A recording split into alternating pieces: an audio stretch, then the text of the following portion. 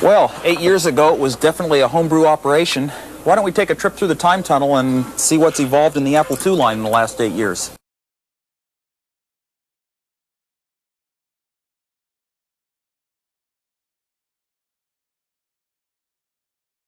Right over here we've got the very first computer we ever built, long before we even started a company. And back in those days you had to scrounge all the components you could for as free or as cheap as you could, and there's probably under $200 total that ever went into buying a few parts at the local electronics store.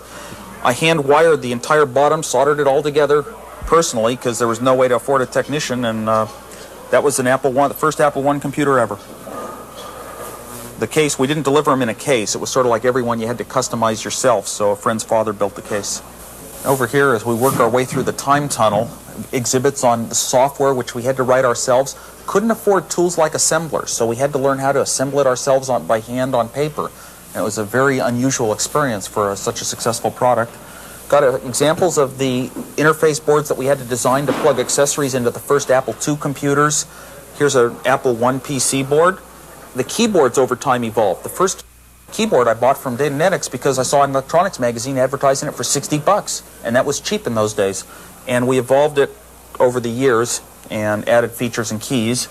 The cassette tapes were how we stored our software in the original days, because we didn't have a floppy disk until about a year after we introduced the Apple II computer. And way in the corner is an example of how you had to customize every individual Apple I, because we did not supply a case with the computer.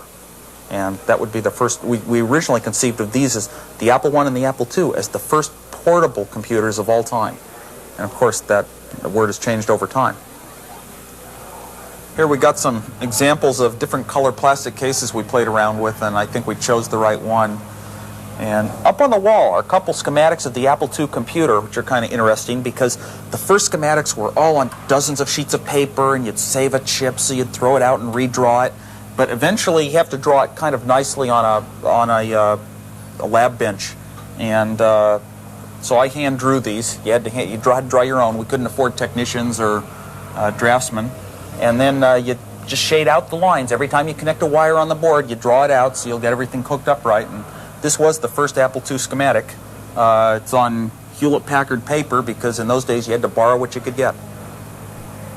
This is our new Apple IIc computer, and it's sort of a culmination of a lot of thinking, particularly that Steve Jobs had in the early days. We would argue, I said the Apple II should have 8 slots, and he said it should only have a couple, and that was about the only argument we ever had. After all these years, we can finally define what almost everyone wants in a computer, and by building it in, it's cheaper. So the Apple IIc doesn't have slots. It has built-in slots, and you just plug your monitors and your printers and your modems and everything in the back of it. So it's we finally came through on that, and it's a great cost-performance advantage to the purchaser. This is just one step. We've now got a finer package on the Apple II computer, but it's obvious that there are a great deal of enhancements that can go on beyond here.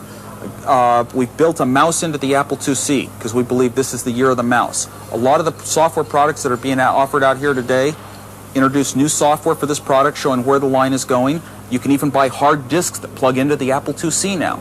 So in future years you can expect quite a bit of expandability. This is our millionth Apple II computer, and that's why it's gold.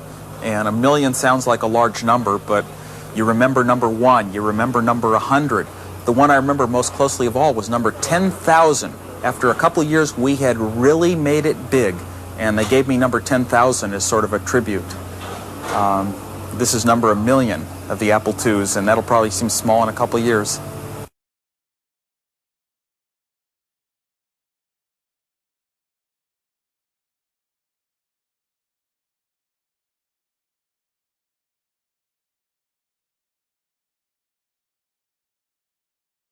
And the last segment of my video blog, I come to pick up a bouquet. But check out this bouquet. This bouquet is made out of candy, and what makes this bouquet so very damn freaking cool is that you can eat it.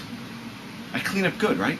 And from all my geek friends, here's this 22-year-old Lisa computer, and God knows, what is this, like 15? Next Cube, right? There it is. I do have these 2 pieces of fine equipment. I will be booting them on film. You will see these things working, maybe, maybe not. They might blow up. Cool.